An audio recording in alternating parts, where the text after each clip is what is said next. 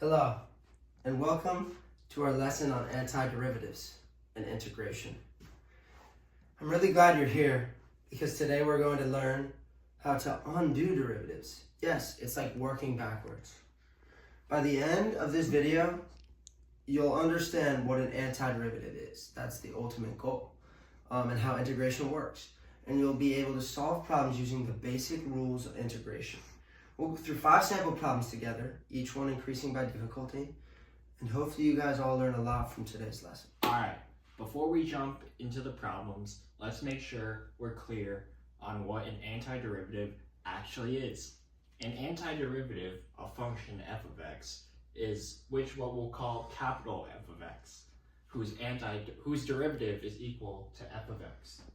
If you take the derivative of capital F of x, you should get the function f of x. Okay, before we start practicing antiderivatives, let's quickly review the rules of integration. The rule number 1 is the power rule. It says that the integral of x to the n is equal to x to the n plus 1 over n plus 1 plus c. Okay, so here we must take further steps in our learning of integration and antiderivatives. And it all starts with just knowing basic integration formulas and trigonometric integration formulas. The most basic one for basic integration is x to the n dx equals x to the n plus 1 over n plus 1 plus c. This is basically just considered to be the power rule. This one is c dx equals c times x plus c. This one is the integration of e to the x is just e to the x. It always is and always will be. And then obviously you add on c like you do for every single one of these, including the trigonometric functions. And then this one is when you have 1 over x. That's when you turn it into ln, absolute value of x. And then this is a to the x, which is basically the same thing as the lower one, just with a rather than x. Then we have the trigonometric functions of integration. We have cosine x dx equals sine x plus c. We have cosecant times cotangent dx equals negative cosecant plus c. And we have secant squared x dx equals tan x plus c. Cosecant squared x dx equals negative cotangent x plus c. Secant times tangent x dx equals secant x plus c. And then sine x dx equals negative cosecant x plus c. These are all the formulas, and if you have these memorized, watch it. Obviously will take some time when you're answering our 5 example problems. These are the key to understanding integration. Alright, so let's practice our first antiderivative problem.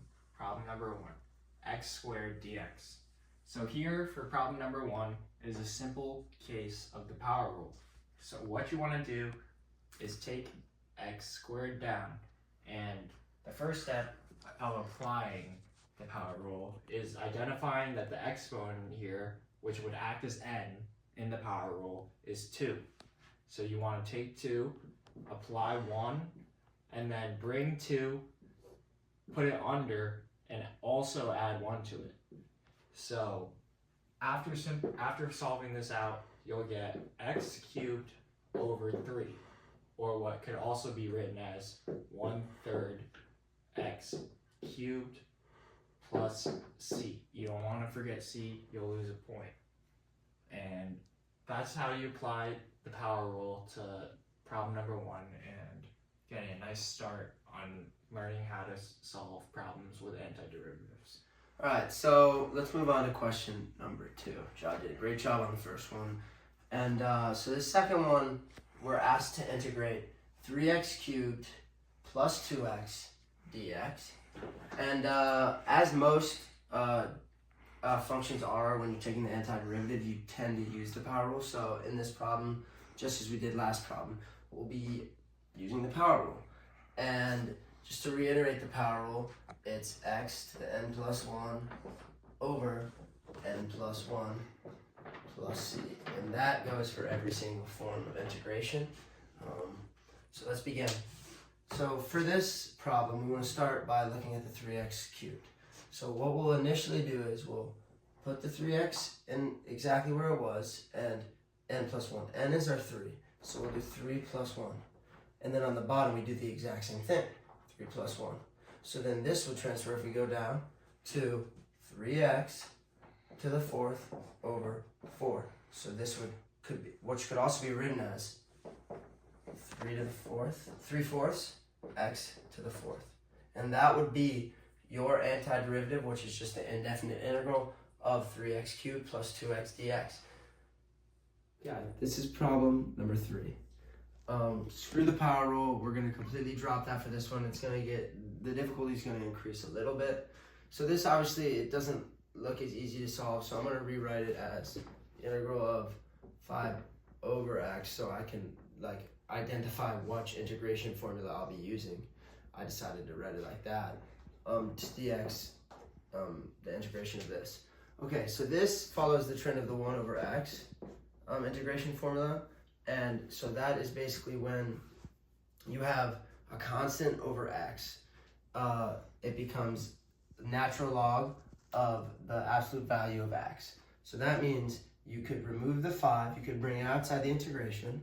So we'll have 5 outside, and this will turn into 1 over x dx, close parentheses.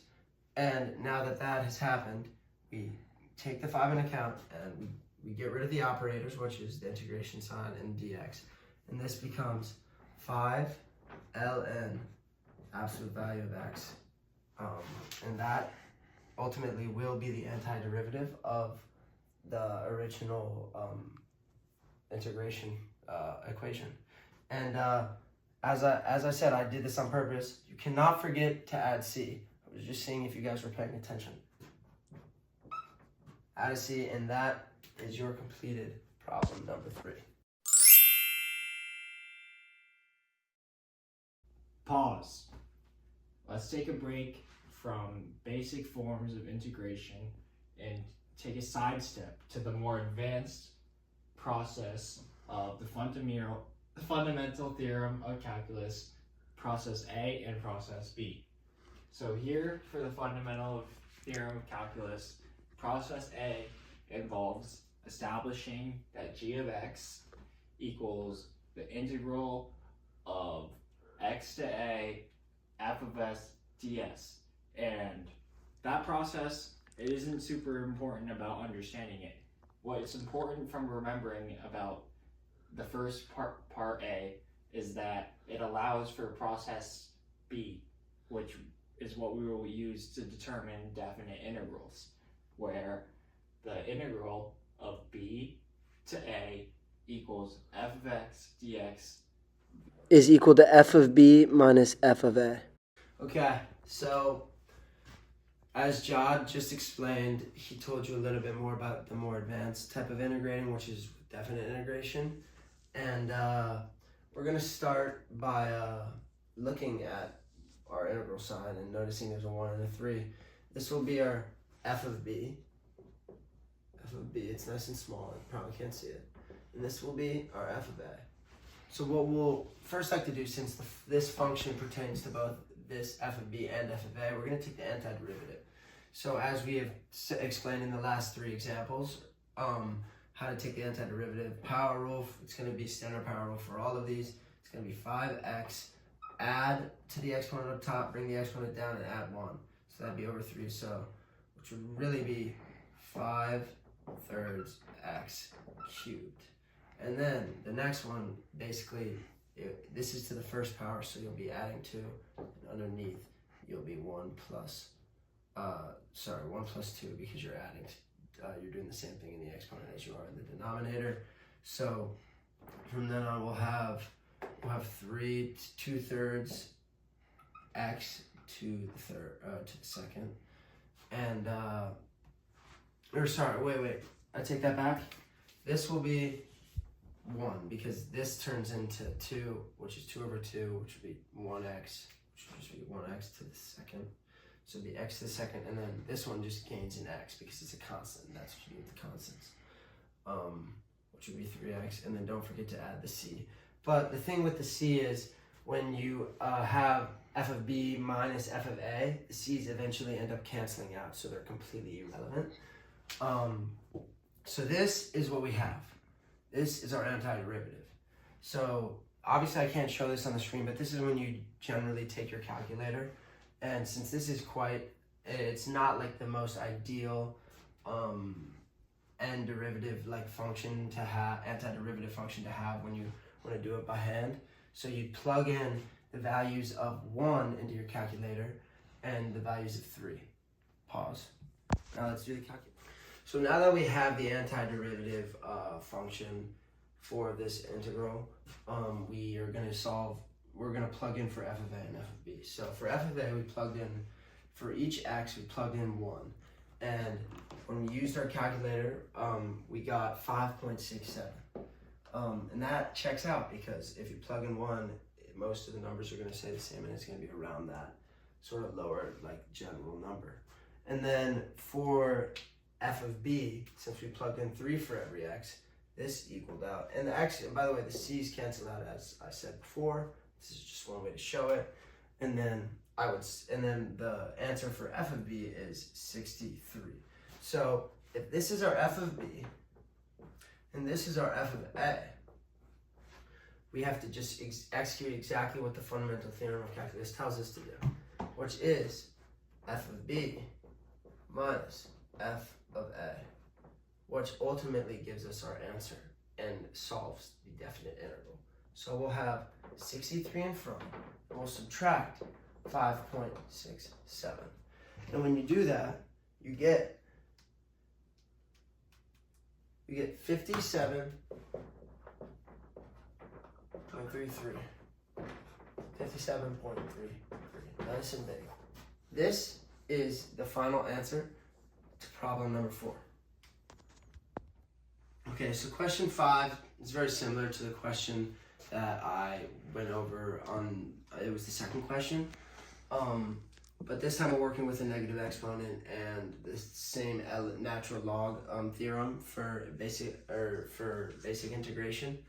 And it all starts by getting your first function before taking the antiderivative, because this is the antiderivative. You got to get it into a certain form because there's no other way to integrate it. This is the easiest way and the most proper. So we'll just flip this around. So 3t to the negative first. It can also be written by getting the exponent positive. So this would also be written as, which is what gets us into the 1 over x form, but obviously 1 just stands for a constant. So here we'll have 3 over t to the first, which is just written as 3 to the t. So this right here is the form we need. It mimics this formula exactly, 1 over x, just with t and 3. So that means we have 3 over t, which is equal to this. Now, in order to turn it into this, we can pretend that 3 doesn't exist at all, and it becomes 1 to the t. So that's exactly what this is, and because it's like that, we're able to do ln t, absolute value of t, and then since the 3 was removed, we have to bring it back in, and that'll be the integral of it. And you can't forget to add the c, as it says in this is the exact formula of integration. So this is exactly what we want, and if it's from 1 to 6 for the definite integral part of this, we need to find that out. So this is when we go to our calculation. Now for the calculations, we're going to be touching on the rule we explained when we explained the fundamental theorem of calculus, where f of b minus f of a. And to do that, to carry that out, we're going to be inputting 6 in for f of b, so f of 6, and we're going to be integrating 1 into a minus f of a. And since we've already taken the antiderivative of the integral, we can just substitute the numbers in and get the actual values to determine the correct answer to this problem. And which the answers, which I already know, would turn out to be 5.375 minus 0, which will 5.375 minus 0 will just be 5.375, and that would be the solution, the correct solution to problem number 5, our last problem.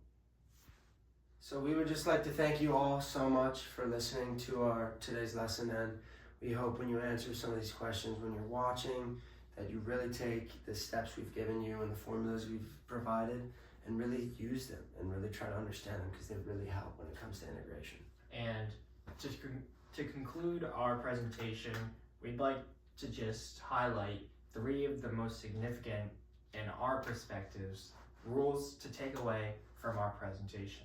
Starting with the first takeaway, just please do not ever forget C. Please don't forget C. It is such a silly error that is honestly quite costly on assessments. So if you could do your best to always remember C, it will take you and save you a lot of points. And then for probably the most important one, you're always going to need another power rule in future calculus classes, anything related with calculus. Power rule of antiderivatives is just like extremely important. This is something that I think JODD and I have both also learned in the process of doing this project, and obviously adding C, but just knowing that x to the n plus 1 is over n plus 1, and that's pretty crucial. And then the fundamental theorem of calculus, which JODD can explain, which we've already just briefly reviewed. Our third and final rule to take away from our presentation is, of course, the power rule when coming and looking at definite integral problems where you're going to have to be taking the antiderivative of the top and subtracting it with the antiderivative of the bottom. And that's the process that was laid out in the second part of the fundamental theorem of calculus. Thank you guys so much for listening in on our presentation on antiderivatives and integration.